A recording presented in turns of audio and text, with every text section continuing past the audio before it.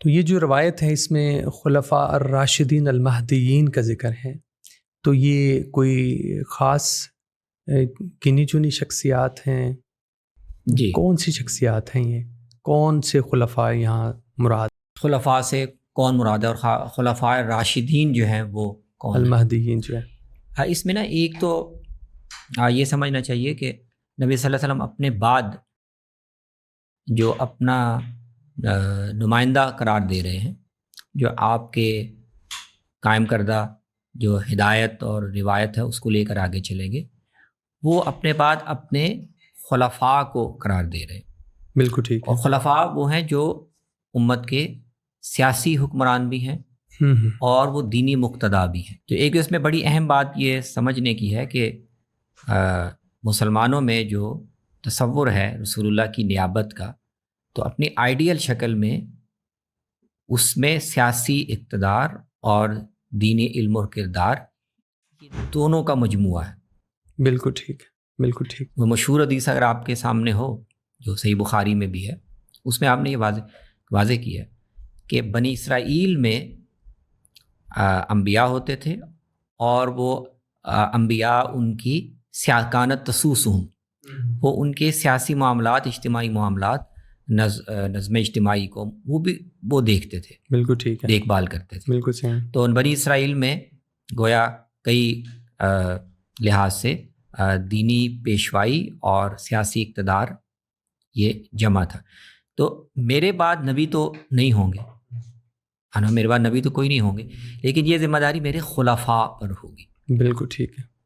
اور ظاہر ہے کہ اس خلفاء تو گویا خلفاء اسلام میں وہ صرف سیاسی حکمران نہیں ہیں، بالکل ٹھیک، وہ دینی اسلامی تصور کے مطابق حکومت اور اقتدار وہ اس پوری دینی ذمہ داری کو لے کر چلنے اور اس کو نبھانے اور اس میں کردار ادا کرنے سے عبارت ہے۔ بالکل ٹھیک ہوگا۔ تو ایک تو آپ یہ کہہ رہے ہیں کہ میرے بعد خلفاء ہوں گے جو امت کے بنیادی طور پر ذمہ دار ہوں گے۔ تو بعد میں ہماری تاریخ میں ایک حادثہ ہوا نا کہ خلفاء، خلافت کا منصب سیاسی اقتدار کا وہ الگ ہو گیا، اور جو اہل علم کی ذمہ داری تھی وہ ان کو الگ سے اپنا ایک کردار پھر طے کرنا پڑا کہ کیسے کرنا۔ لیکن یہ لفظ جو ہے خلیفہ کا یہ ایسا عام ہوا کہ بعد میں پھر سب کے لیے بولا جانے لگا۔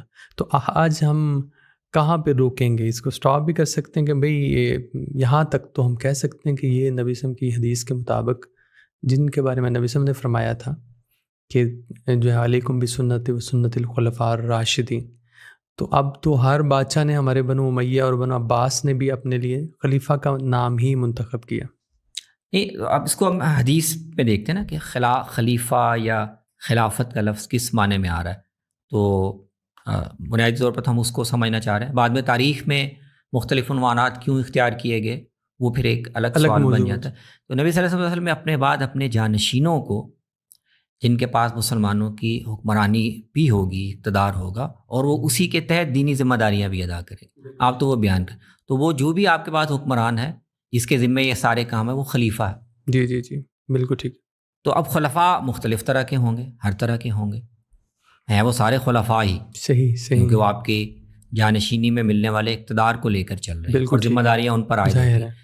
اب ان میں سے جو خلفاء آئیڈیل شکل میں یہ ذمہ داری ادا کریں گے کہ وہ رسول اللہ کی قائم کردہ سنت کو ہی لے کر آگے چلیں گے، بالکل ٹھیک ہے، تو ان کو آپ کہہ رہے ہیں وہ الخلفاء الراشدون۔ بالکل ٹھیک۔ میری سنت پر قائم رہو، اور خلفاء راشدین، ہدایت یافتہ اور راہ راست پر چلنے والے جو میرے جانشین ہیں، وہ جس سنت پر قائم ہوں گے، وہ ظاہر رسول اللہ صلی اللہ علیہ وسلم کی قائم کردہ سنت، اس کو وہ لے کے چل رہے ہیں، بالکل صحیح۔ تو تم نے اس کو فالو کرنا ہے۔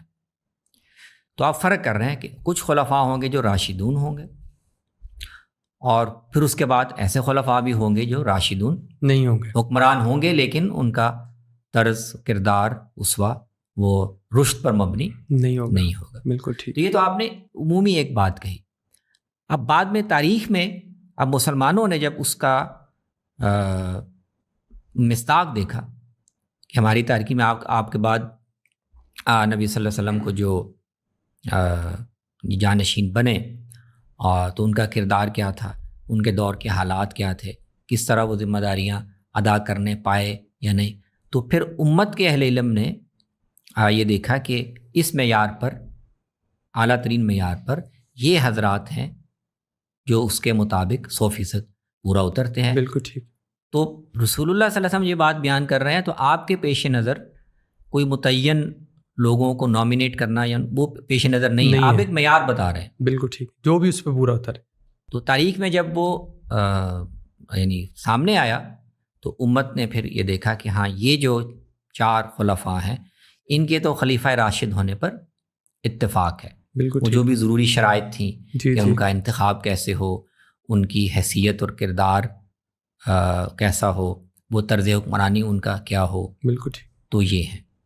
اس کے بعد پھر بہت ایک انقطاع دکھائی دیتا ہے. صحیح. پھر بہت سے اہل علم نے دیکھا کہ بنو امیہ کے جو حکمران تھے عمر ابن عبدالعزیز، ان کے اگر ہم طرز حکمرانی کو، سیرت کردار کو دیکھیں تو وہ بھی خلیفہ راشد میں شمار کیے جا سکتے.